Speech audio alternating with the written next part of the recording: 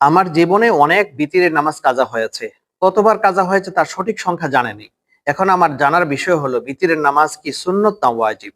অনেকে বলে সুন্নত, আবার অনেকে বলে এটা হলো ওয়াজিব। এখন আমার জানার বিষয় হলো এই কাজা নামাজ, বিতিরের নামাজ এটা আমাকে আদায় করতে হবে কিনা।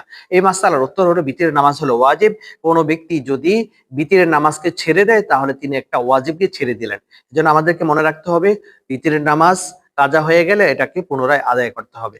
আর বিতির নামাজ কত সংখ্যা আপনার জীবনে আপনি ছেড়ে দিয়েছেন, এটা যদি জানা না থাকে তাহলে আপনি নিয়ত এইভাবে করবেন, আমার জীবনের সর্বপ্রথম বিতির নামাজ আমি আদায় করতেছি।